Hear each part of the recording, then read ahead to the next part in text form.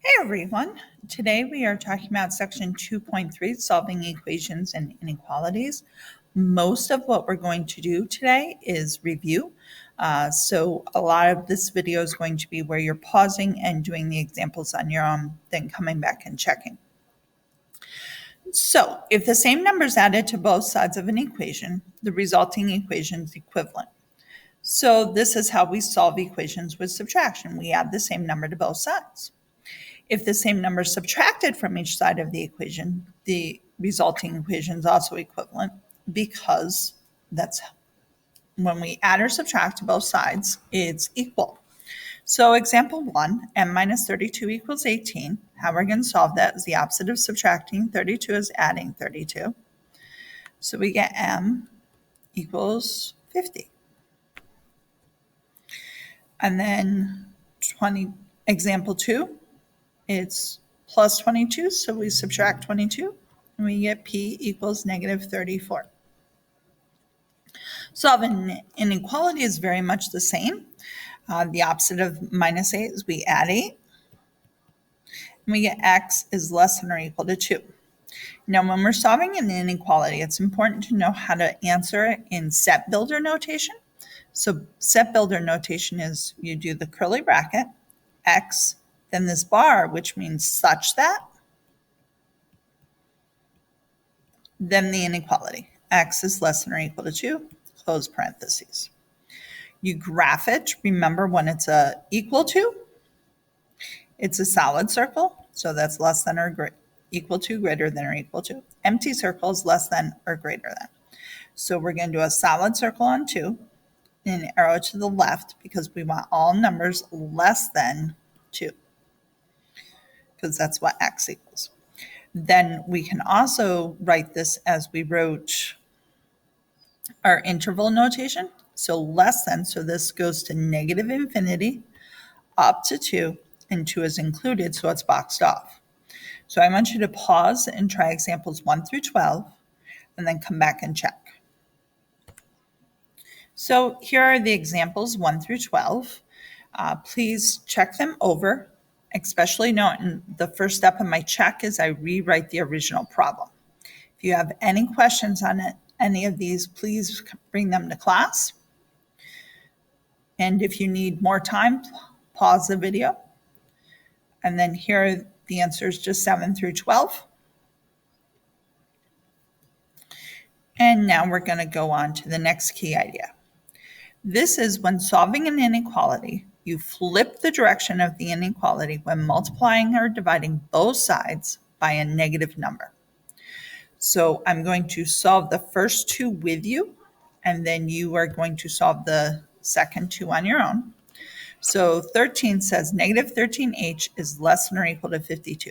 So I'm going to divide both sides by negative 13.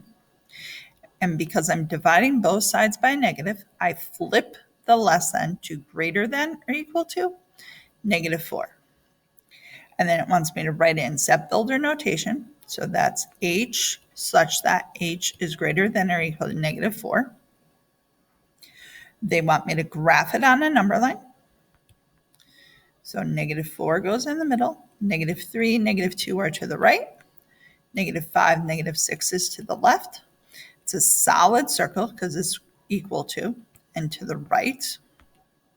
And that graph I find helps me because with my interval, because negative 4 is a solid circle, so it's a closed bracket, comma, infinity, parenthesis. Infinity always gets a parenthesis. 14, I'm going to subtract 3 from both sides, and z is greater than negative 2 1/3. I did not multiply or divide by a negative, so I don't flip the inequality. Set builder is z such that z is greater than negative 2 1/3. I do my graph. So negative 2 1/3, negative 2, negative 1 2/3, negative 2 2/3 to the left, negative 3 to the left. It's an empty circle, and an arrow to the right. So in my interval, that's an open parenthesis, negative 2 1/3, comma, infinity, open parenthesis. So pause, complete the rest, come back for the first word problem 17. Okay, so there's the answers to 15 and 16 along with all my work. Notice 15, we flipped the inequality because I multiplied by a negative 9/5. 16, I did not switch the inequality because I multiplied both sides by positive 16. So our first word problem here, 17, is a number decreased by 4 is less than. So when it says is less than, that's a less than symbol. So I'm going to let x equal number. And then it's x decreased by 4, so that's x minus 4, is less than 14. Then I solve, and my answer is x is less than 18. And if I do that in interval, it's negative infinity, comma 18, parentheses. So I want you to solve the next three, 18, 19, and 20, and then come back and check. Okay, here's my answers to 18 and 19. Notice 18, I have two different answers actually, because it says one of the numbers is 3, so it doesn't tell me if that's the larger number or the smaller number. So if it's the smaller number, my answer is x is greater than 15. If it's the larger number, then x is less than negative 9. Number 19 is pretty straightforward, and the answer is 42 is less than or equal to x. Number 20, it's an equation. So let x equal a number, and then x equals 5 is the solution. Now for 21, 22, and 23, we have a new concept to think about, which is consecutive integers. So if we're thinking about 5 is our integer, our next integer would be 6. So how we went from 5 to 6 is we added 1. So for this problem, we're going to let x equal the consecutive integer. That's what CI stands for. So our next consecutive integer is x plus 1.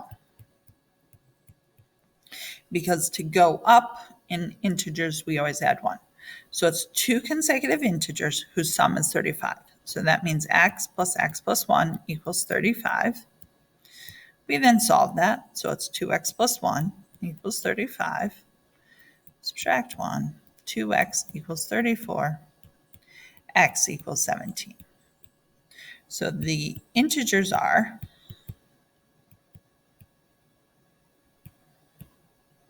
17 and 18. And with word problems, we should always write a sentence. I didn't do that on the other ones, but that's good practice. So 22, here we're talking about consecutive odd integers. So again, if my number's 5, the next consecutive odd integer would be 7. So to go from 5 to 7, I added 2. So that means we're going to let x equal consecutive odd integer, that's COI. So then the next one is x plus 2 equals the second COI. So find two consecutive whose sum, so that means I'm going to add x plus 2 equals 116. So that's 2x plus 2 equals 116. Subtract 2. 2x equals 114. Divide by 2. And x equals 57. So the consecutive odd integers are 57 and 59. So now the last problem, 23, I want you to pause, try it, and come back. So here's just a little peek for you to check out your let statement. So if you had that as your let statement, keep going. If you didn't, pause and fix it and try again. So then here's where I finished my problem. So it's x equals 11, and then the consecutive integers are 11, 12, and 13. Notice on these problems I did not check. You should always do your check. I did not check my equations to save, but checking is always a great idea. And that way it makes sure that you did not make any mistakes. If you have any questions, please bring them to class.